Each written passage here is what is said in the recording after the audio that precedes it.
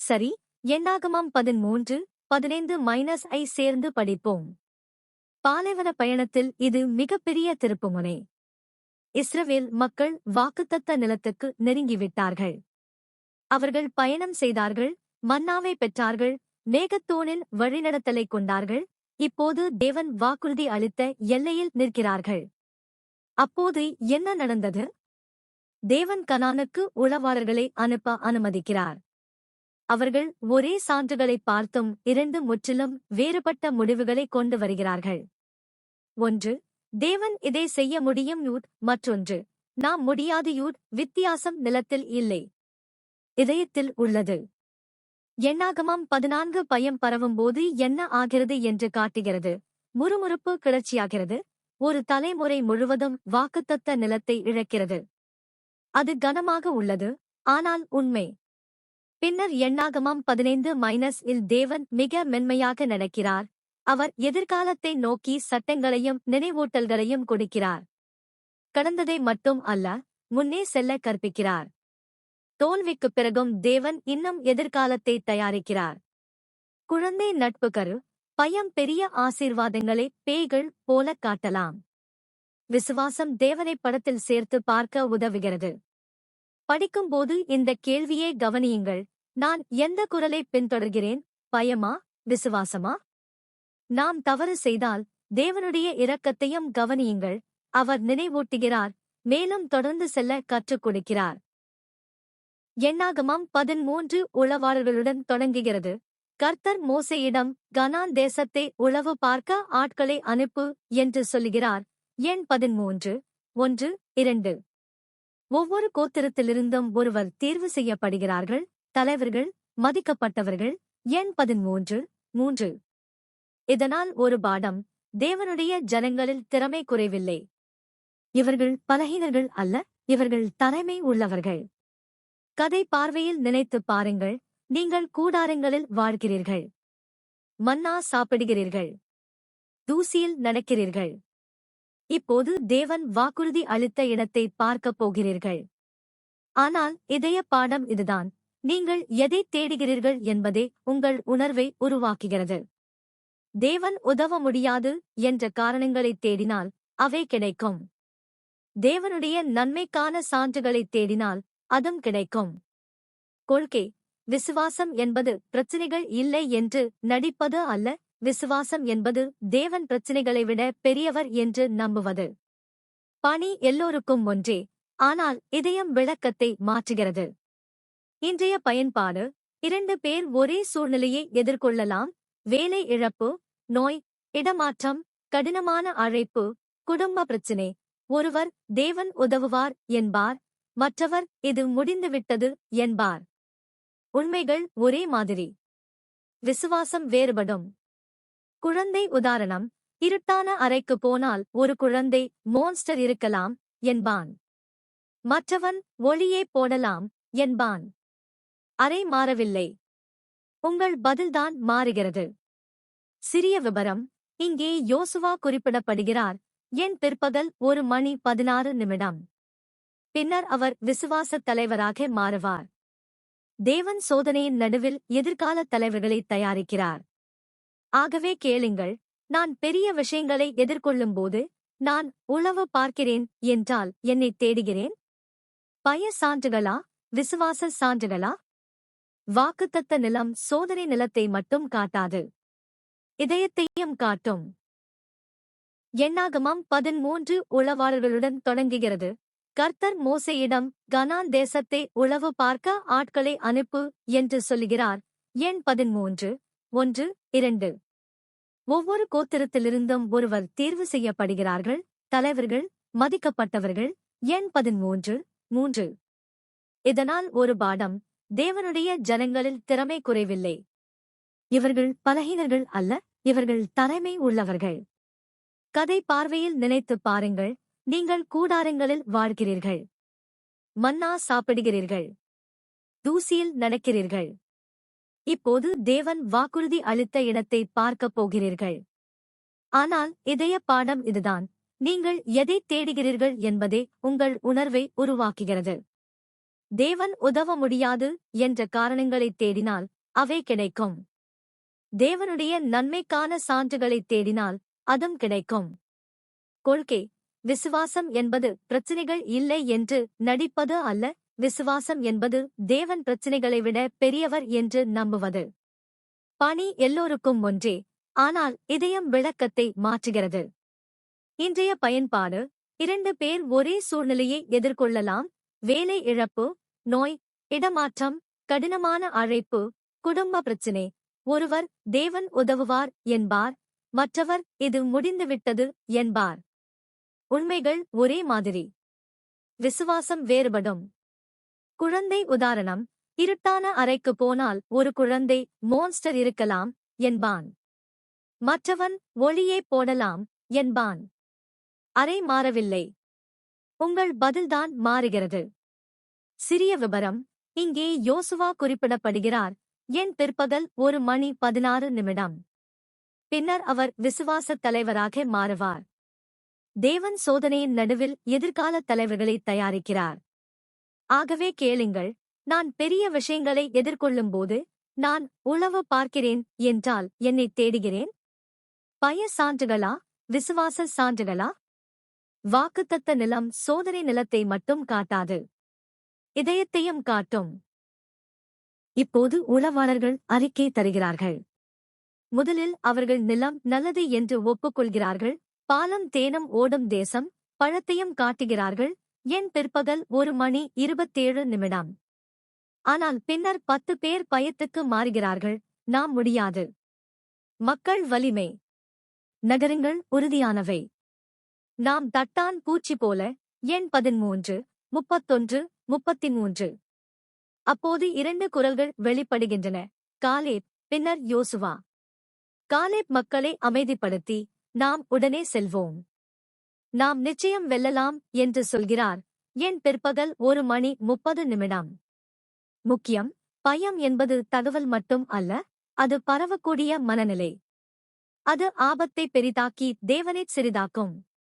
அது நான் சிறியது என்பதை மட்டும் காட்டி தேவன் பெரியவர் என்பதை மறக்க வைக்கும். விசுவாசமும் பேசும். விசுவாசம் அமைதியாக இருக்காது. பயம் நிறைந்த இடத்தில் அது எழுந்து, தேவனை மறக்காதீர்கள் என்று கூறும். இன்றைய பயன்பாடு: 10 எதிர்மறை வார்த்தைகள் 2 விசுவாச வார்த்தைகளை விட வேகமாக மனதில் ஒட்டிக்கொள்கின்றன. ஆனால் நாம் எதை கேட்போம் என்று தேர்வு செய்யலாம். நாம் குடும்பத்தில், நண்பர்களில், குவாரமில் காலேப் ஆகி விசுவாசத்தை பேசலாம்.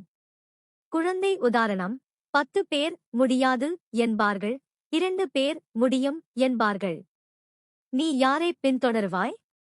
விசுவாசம் எண்ணிக்கை அல்ல, தேவன் யார் பக்கம் இருக்கிறார் என்பதே.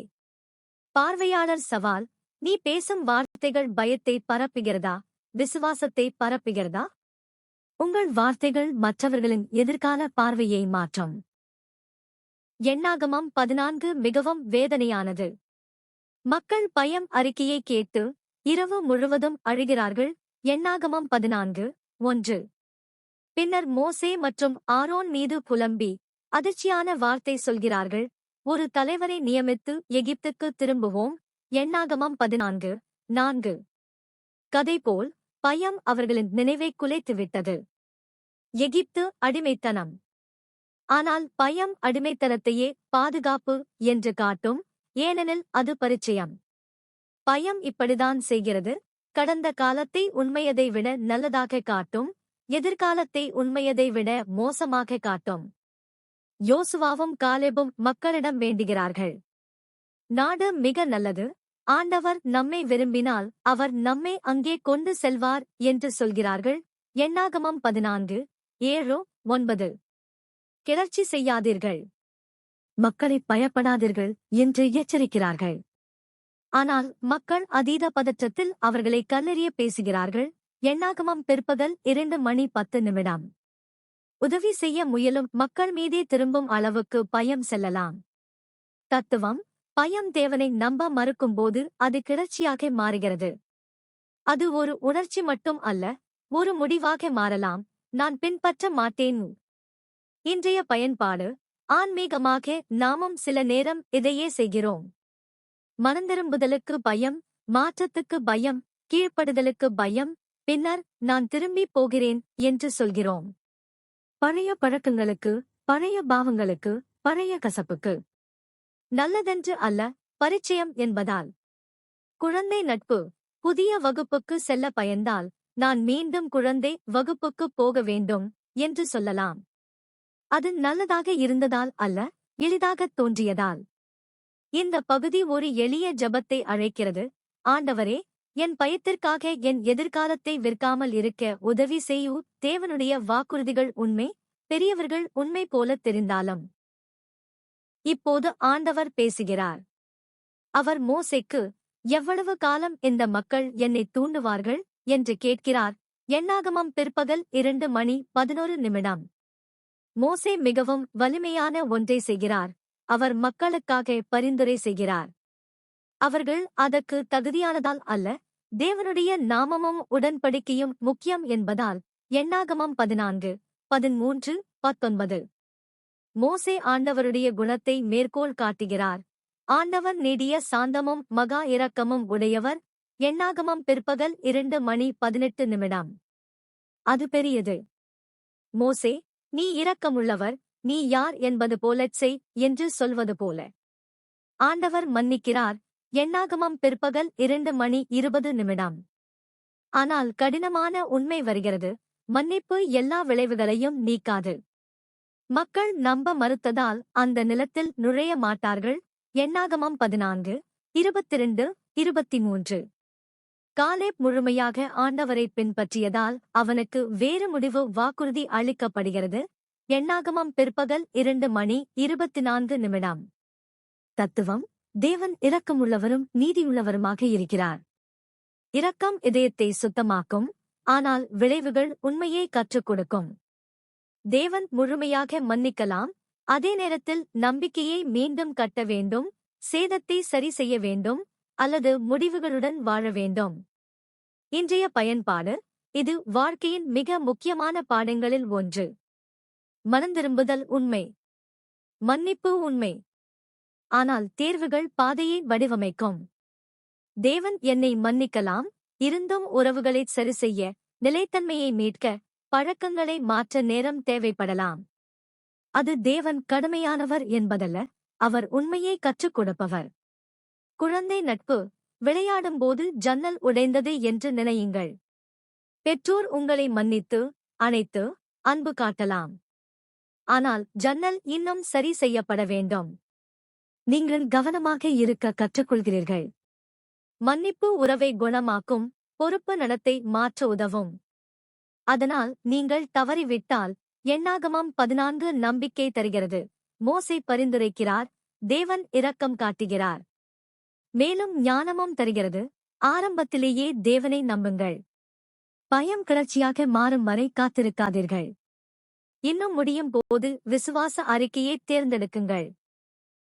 தீர்ப்பு வந்த பிறகு மக்கள் வருந்துகிறார்கள். எண்ணாகமம் பிற்பகல் 2:39.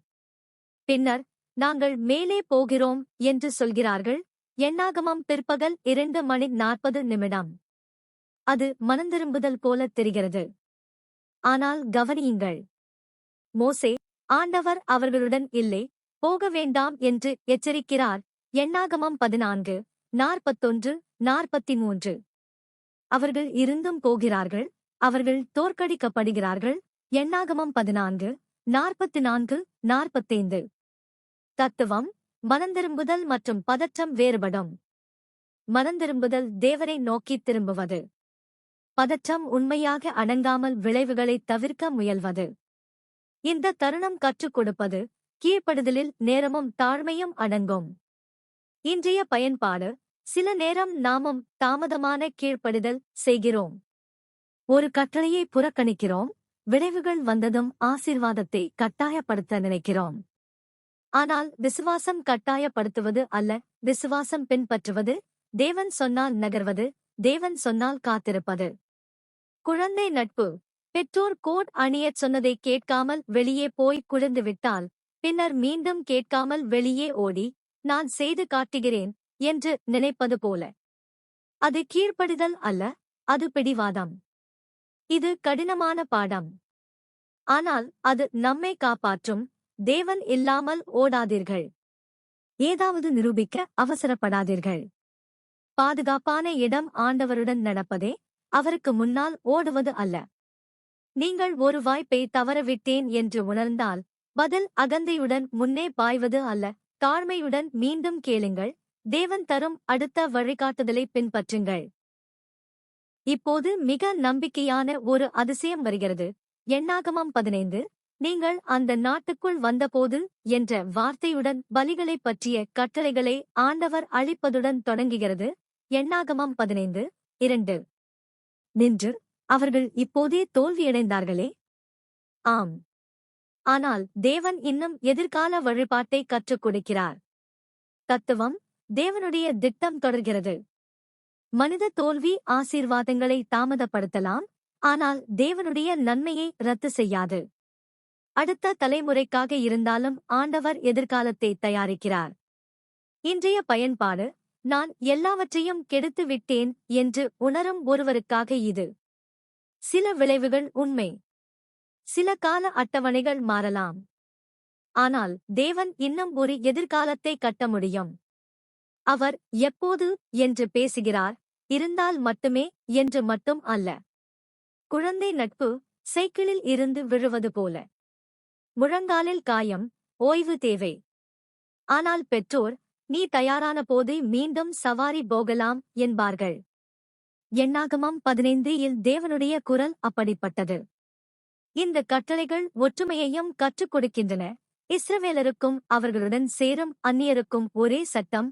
எண்ணாகமம் 15:16. விசுவாசத்துடன் வரும் அனைவருக்கும் தேவனுடைய உடன்படிக்கை சமூகம் திறந்துள்ளது என்பதை இது காட்டுகிறது. வனாந்தரச் செய்தி, தேவன் தமது மக்களை விட்டுவிடவில்லை. அவர் இன்னும் கற்றுக் கொடுக்கிறார்.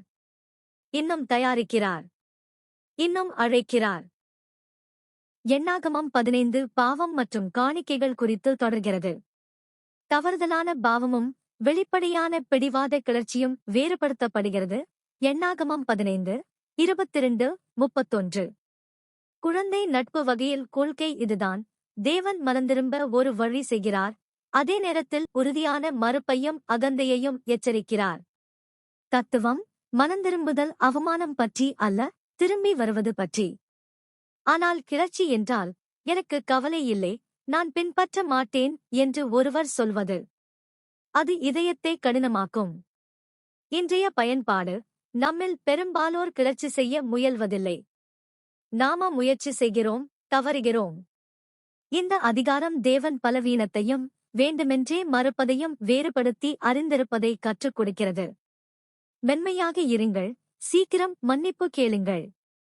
சீக்கிரம் உதவி கேளுங்கள். சீக்கிரம் திரும்பி வாருங்கள்.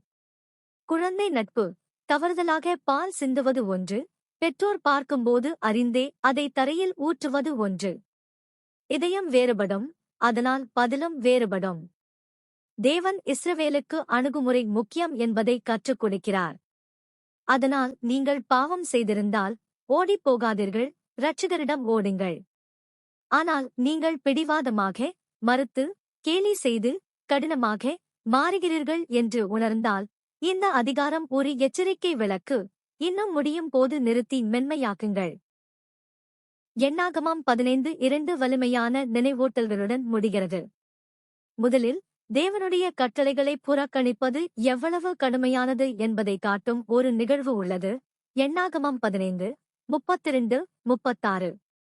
பின்னர் ஆண்டவர் ஒரு தினசரி நடைமுறை நினைவூட்டலை கொடுக்கிறார். ஆடையின் விளிம்பில் கயிறுகளை வைத்துக் கொள்ளச் செய்து, அவர்கள் பார்த்து கட்டளைகளை நினைவுகூர வேண்டும். எண்ணாகமம் 15:37-41. குழந்தை நட்பு, முக்கியமானதை நினைவில் வைக்க விரலில் ஒரு நூல் கட்டுவது போல. தேவன் இஸ்ரவேலுக்கு நினைவுகூர்வது ஒரு ஆன்மீக திறன் என்று கற்றுக் கொடுக்கிறார். மக்கள் மறந்தால் திசை தவறுவர். மக்கள் நினைத்தார் அருகில் இருப்பர். தத்துவம், சீடத்துவம் பெரிய உணர்ச்சி தருணங்கள் மட்டுமல்ல, இதயம் தேவனை நோக்கி நிலைத்திருக்கச் செய்யும் சிறிய நினைவூட்டல்களும் அதில் அடங்கும். ஆண்டவர், நீங்கள் அதை பார்த்து நினைவுகூர என்று சொல்கிறார். எண்ணாகமம் பிற்பகல் 3:39. அதுதான் நோக்கம். நீ யார், நீ யாருக்குச் சொந்தம் என்பதை நினை. இன்றைய பயன்பாடு நமக்கும் விளிம்பு கயிறுகள் போன்றவை உள்ளன. வீட்டிலுள்ள வேதங்கள், கிறிஸ்துவின் படங்கள், பரிசுத்த இராப்போசனம், ஜெப பழக்கங்கள், ஆலய ஆடை, அர்ப்பணிக்கப்பட்ட உறுப்பினர்களுக்கு ஸ்தோத்திரப் பாடல்கள், உயர்த்தும் பழக்கங்கள், தொலைபேசியில் நினைவூட்டல்கள், ஆன்மீக நண்பர்கள், திருச்சபை கூட்டங்களில் கலந்து கொள்வது. இவை மூடநம்பிக்கை அல்ல, இவை நங்கூரங்கள்.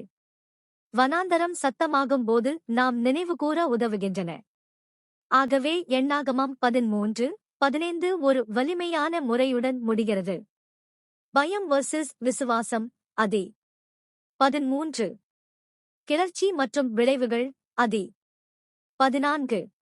நம்பிக்கை, மனந்திரும்புதல், நினைவூட்டல்கள். அதி 15. தேவன் தோல்வியை மட்டும் தண்டிக்கவில்லை, நினைவு கூறவும் தொடர்ந்து செல்லவும் கற்றுக் கொடுக்கிறார்.